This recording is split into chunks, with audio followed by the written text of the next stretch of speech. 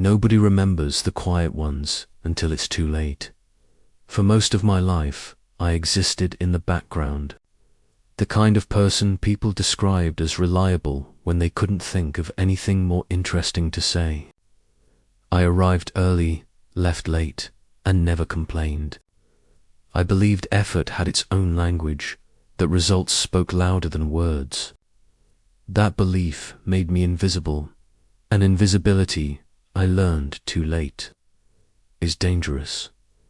I worked at a logistics firm in the city, nothing famous, nothing small enough to fail overnight. The kind of company where careers slowly grow or quietly die. I had been there for 7 years, long enough to understand how things truly worked, and long enough to believe I was safe. My job title changed a few times, but my role stayed the same. I solved problems. I fixed what others broke. I made sure disasters never happened, and because of that, no one ever noticed me. My manager, Evan, noticed enough to use me. Evan had a way with people.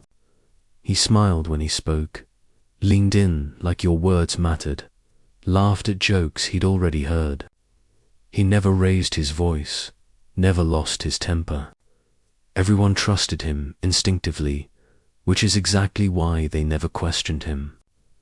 I once thought we were on the same side. I thought mentorship looked like quiet guidance, not slow theft. The project that changed everything came during our busiest year. A massive overhaul of our supplier network, something the company desperately needed but feared touching. The risks were enormous. If it failed, heads would roll. If it succeeded, someone would rise fast. I built it piece by piece. Late nights, missed weekends, meals eaten at my desk while spreadsheets glowed under tired eyes. I mapped out redundancies, calculated worst-case scenarios, and built safety nets no one else even thought to ask for. When I finally handed it to Evan, he nodded once and said, "Good work. This will help the team." The presentation happened without me. I watched from the back of the conference room as Evan spoke my words with confidence, explaining my ideas like they were instincts he was born with. The executives nodded. Someone clapped. Someone else smiled. I waited for him to acknowledge me, even once. He did. They shook his hand. They told him how impressive the project was. He smiled and said, "I couldn't have done it without the team," which somehow erased us even more. That was the first time I felt something shift inside me. Not anger, not jealousy, but awareness. I started to see the shape of things. I started to understand how power actually moved. Still, I stayed quiet. A few months later, a promotion was announced. A senior role, one that fit my experience perfectly. Evan told me privately that it was practically mine, that HR just needed to follow procedure. I told my girlfriend, Lena, that night. She smiled, hugged me, and said she was proud of me. I believed her. I believed him. I believed in fairness. The announcement came on a Monday morning. Evan got the promotion. The room applauded. I clapped too, slower than everyone else, feeling like the sound echoed inside my chest. Evan looked at me briefly, just long enough to smile, then turned back to the crowd. Someone patted my shoulder and said, "Your time will come." I didn't know it then, but that sentence was a lie people tell themselves to feel better about watching injustice happen. That night, Lena was quiet. She said she was tired, said work was stressful, said she needed some space. I didn't push. I never pushed. I had learned that patience was a virtue, or so I thought.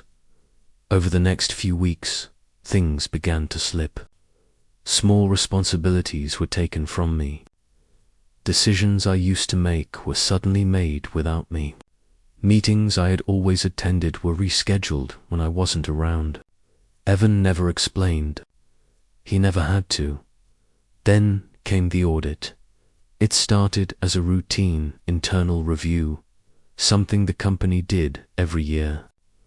No one was worried. No one except me, though I didn't know why yet. Files were requested. Reports were examined. Questions were asked, vague at first, then sharper. One afternoon, I was called into a room with HR and legal. Evan was already there, calm as ever. Hands folded neatly in front of him. They told me there were discrepancies in the project I had worked on. They told me procedures weren't followed. They told me responsibility ultimately fell on my shoulders. I tried to speak. I tried to explain. I tried to point out timelines, approvals, changes I hadn't authorized. Evan nodded sympathetically, then said something that still rings in my ears. He meant well, but sometimes pressure makes people careless. By the end of the meeting, I was suspended pending investigation. By the end of the month, I was fired. No announcement. No explanation. Just a quiet removal, like I had never mattered. 2 weeks later, I found out Lena was living with Evan. That was the moment everything stopped making sense, and the moment I finally understood exactly what kind of story my life had become.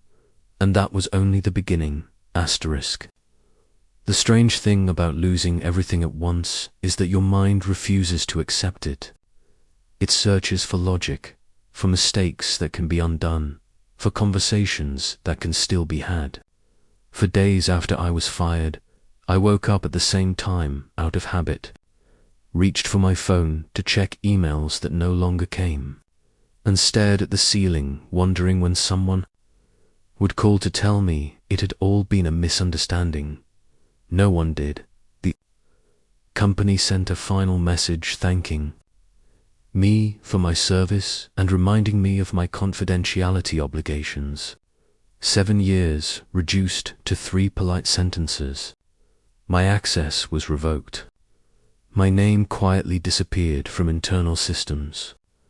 Colleagues I had worked beside for years stopped replying to messages, not out of cruelty, but fear. In corporate spaces, silence is survival.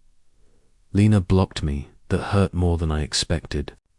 Not because I wanted her back, but because it confirmed how easily I had been erased from every part of my own life. I replayed conversations in my head, moments where I could have spoken up, moments where I could have defended myself more aggressively. Every replay ended the same way, with me realizing I had trusted people who had already decided my worth for me. Money became a problem faster than I thought it would. Savings shrink quietly, almost politely, until one day you check your account and realize numbers no longer protect you. I sold things I never imagined selling. I cancelled subscriptions. I stopped going out. Pride fades when survival enters the room. I took a job at a warehouse across the city, coordinating shipments during night shifts. It was honest work, exhausting and anonymous. No one there knew my past, and I didn't offer it.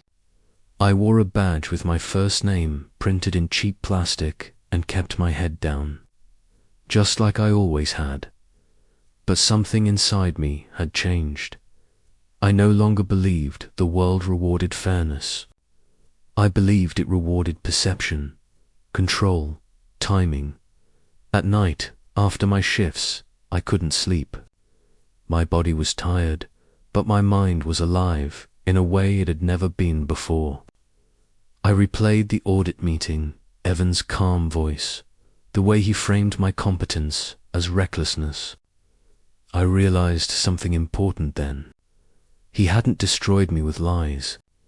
He had destroyed me with half-truths, the most effective kind. So I stopped thinking about revenge. I started thinking about understanding.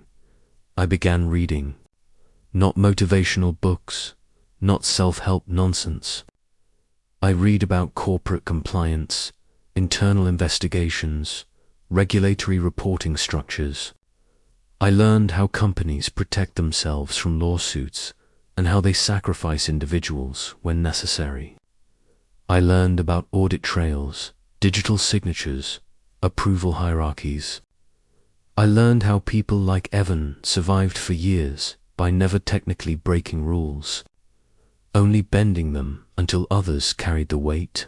And I realized something terrifying. Evan hadn't framed me by accident. He had been preparing for it. The changes he made to the project, the subtle shifts in responsibility, the approvals routed through me at the last second. It was all designed to give him deniability. I hadn't just been a worker. I had been a shield. That realization didn't make me angry. It made me calm. I started documenting everything I remembered. Dates, conversations, emails I had saved. Approvals that felt strange at the time. I didn't embellish. I didn't guess. I wrote only what I knew for certain. Truth has weight when it's precise. Meanwhile, Evan's life flourished publicly. His name appeared in internal newsletters. His photo showed up on the company website under leadership team. I saw a picture of him and Lena at a corporate event, smiling like people who had never taken anything from anyone. I closed the browser without emotion. Revenge stories often involve confrontation. Mine didn't. I never contacted Evan. I never messaged Lena. I never corrected anyone's assumptions about why I had left. I let the story they believed grow comfortable and fat. People make mistakes when they feel safe. A year passed. I was still in the warehouse, but I had moved up quietly, trusted with systems, reports, logistics, software. The work was simpler than what I used to do, but the systems were familiar. I noticed inefficiencies immediately. I suggested fixes carefully, never pushing too hard. People listened. One night, while reviewing shipment data, I noticed something small but familiar, a pattern that reminded me of the Atlas project. A supplier adjustment made after approval, a cost shift buried in a revision, perfectly legal on its own, dangerous in repetition. I checked the supplier name. It belonged to a company Evan had recently partnered with. That was the moment I knew he hadn't changed. He had just grown bolder. I didn't act right away. I watched. I waited. I gathered public records, corporate filings, press releases. I compared timelines. Patterns emerged slowly, like a picture developing in dark water. By the end of the second year, I had something far more powerful than anger. I had clarity, and clarity is patient. I submitted nothing yet. I said nothing. I only prepared, because real revenge doesn't announce itself. It waits until the truth becomes impossible to ignore. Asterisk, there is a moment in every long fall when you realize you are no longer afraid of the ground. That's when patience becomes easy. By the third year, after I lost everything, I had stopped thinking of myself as someone rebuilding. I was no longer trying to return to who I had been. That person believed too much in fairness. This version of me believed in preparation. I lived quietly. Same small apartment. Same routines. No social media presence worth mentioning. I let people assume whatever they wanted about my life. When you disappear voluntarily, people stop looking for you. That invisibility became my greatest advantage. I changed jobs again. This time into a compliance-adjacent role at a regional distribution firm. Nothing that would raise questions, but it gave me access to the kinds of systems most people never think about unless something goes wrong. Internal controls, reporting work, vendor audits, the dull machinery beneath corporate confidence, and I learned how fragile that machinery really was. Companies don't collapse because of villains. They collapse because of patterns. Small compromises repeated often enough that they start to look normal. Evan was excellent at normalization. He framed every shortcut as efficiency, every exception as leadership judgment. People trusted him because he never sounded uncertain, but certainty leaves fingerprints. I began building a map, not of crimes, not of accusations, but of decisions. Who approved what, when exceptions were made? Which vendors benefited? Which reports were adjusted at the last minute? I didn't need access to internal files at Barton & Klein anymore. Much of what mattered was visible from the outside if you knew where to look. Procurement notices, regulatory filings, supplier ownership records, executive disclosures that no one reads unless they're looking for something specific.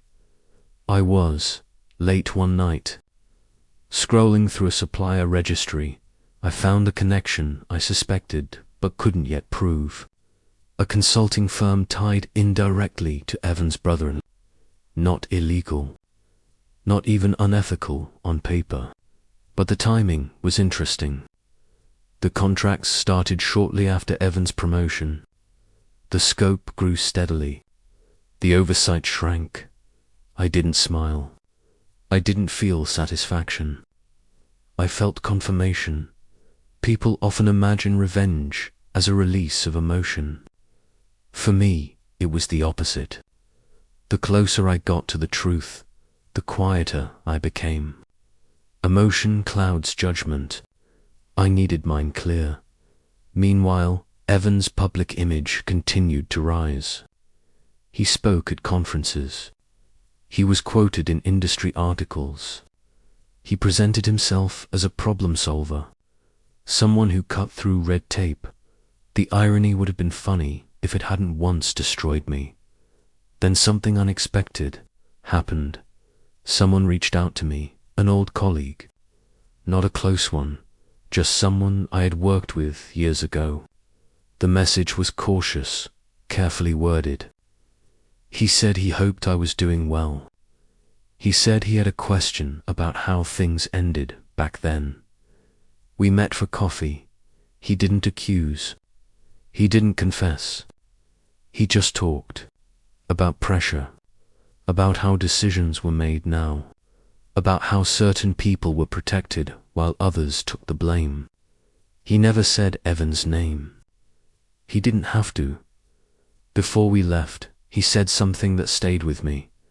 I don't think what happened to you was right, but I don't know how to prove it. I told him he didn't need to. I told him to take care of himself, and I meant it. That conversation confirmed something important. Doubt had entered the building. Quiet doubt, but doubt nonetheless. And doubt spreads faster than certainty once it takes hold. I still didn't act instead. I prepared something far more dangerous than an accusation, a question. Corporate systems are built to ignore complaints. They are not built to ignore inquiries, especially the kind that come through formal channels, written in neutral language, supported by publicly verifiable facts. I drafted it slowly, revised it dozens of times, removed anything that sounded emotional, removed anything that could be interpreted as intent. What remained was boring, precise, almost dull. It asked why certain vendor relationships were exempt from standard review. It asked how conflict of interest disclosures were evaluated when family ties were indirect. It asked whether procedural deviations were documented consistently across departments. No blame. No conclusions, just curiosity. I didn't submit it yet. Timing matters more than truth. I waited until the company announced record profits, until Evan gave another interview about leadership and integrity, until the story they were telling about themselves became too clean. Then, on an ordinary Tuesday morning, I sent it anonymously, through the proper channel, following every rule. And then I went back to my life. For weeks, nothing happened. That's how you know it's working. Asterisk people think the moment of revenge is loud. They imagine shouting, exposure, dramatic confrontations where the guilty beg and the wronged finally smile. That isn't how it happens in real life. When the truth finally arrived, it did so quietly.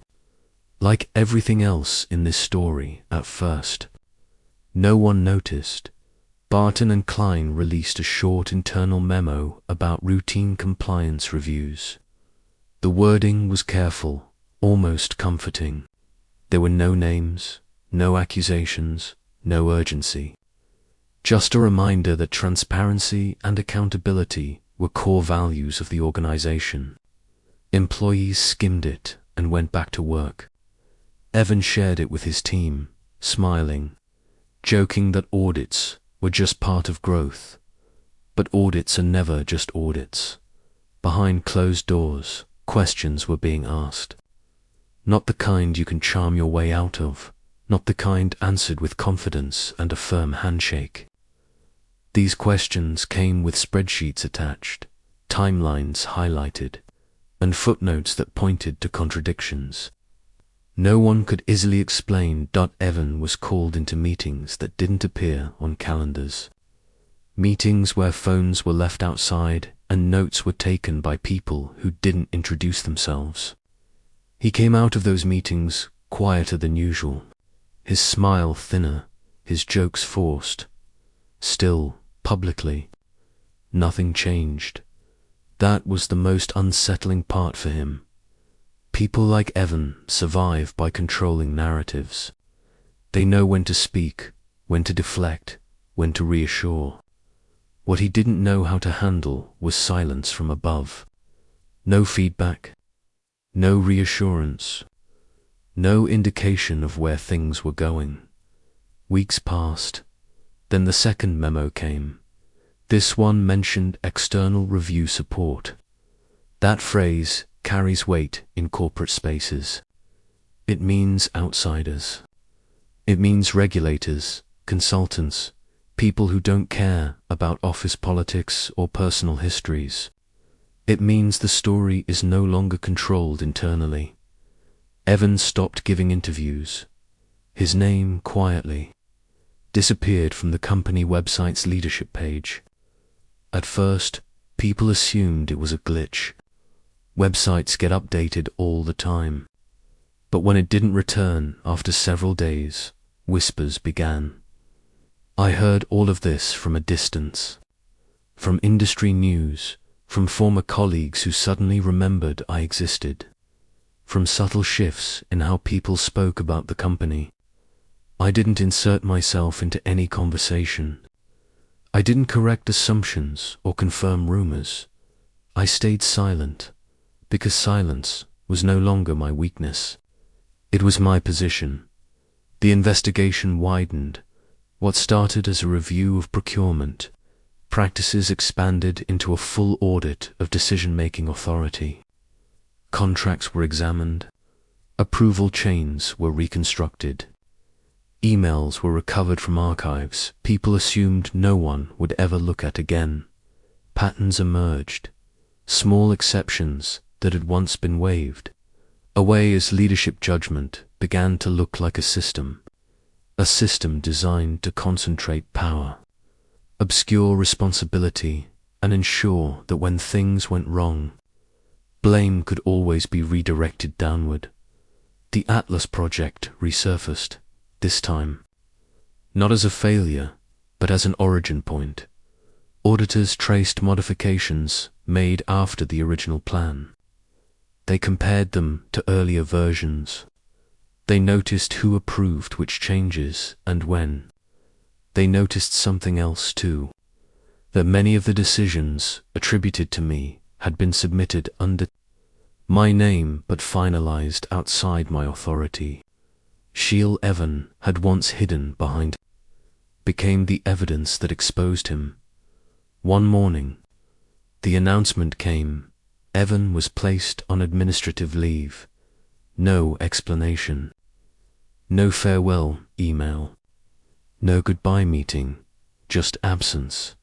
The company's stock dipped slightly. Industry blogs speculated.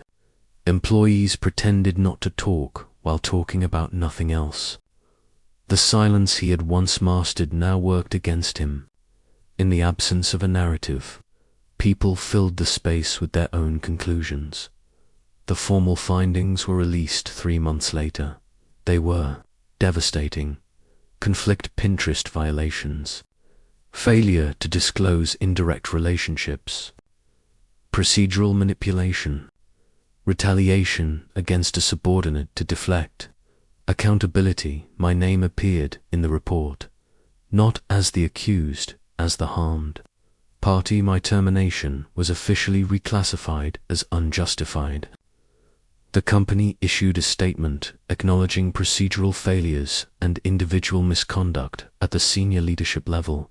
Legal settlements followed quietly, efficiently, without drama.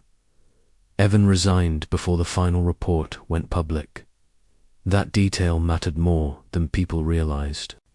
It meant he never got to frame his departure. He never got to tell his version of the story. He disappeared the same way he had made me disappear suddenly, quietly, without ceremony. Only this time, no one defended him. Lena called me the day after the report leaked. Her voice sounded smaller than I remembered. She apologized.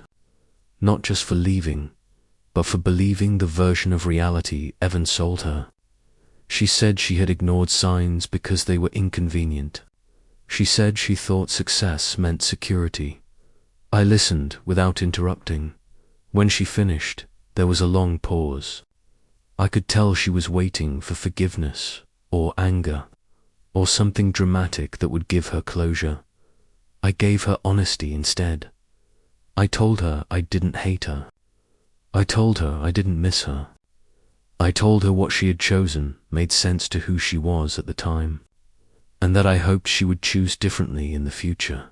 Then I said goodbye, not because I had one, but because I no longer needed anything from that chapter of my life. A few weeks later, I accepted a new position at a different firm. Senior role, better pay, more importantly, a culture that valued documentation over charisma, process over personality. During onboarding, someone asked about the gap in my resume. I told the truth. I said I learned what happens when silence is misunderstood and patience is underestimated. They nodded. That was enough. The last time I heard Evan's name was in a brief article about a consulting venture that never took off. No interviews, no redemption tours, just a mention buried beneath newer, louder stories. People moved on, they always do. Sometimes, late at night, I think about the version of myself who believed hard work alone was enough. I don't judge him. He didn't know what he hadn't been taught yet. He thought integrity meant never pushing back. He thought fairness was automatic. He was wrong, but he wasn't foolish. He was just early in his understanding. Moral of the story: revenge does not always look like destruction. Sometimes it looks like patience. Sometimes it looks like restraint. And sometimes it looks like letting the truth exist long enough to speak for itself. People who rely on manipulation believe silence means weakness. They believe those who don't fight loudly have already lost. What they forget is that silence watches, records, and remembers, and when the truth finally arrives, it doesn't need shouting, it only needs time.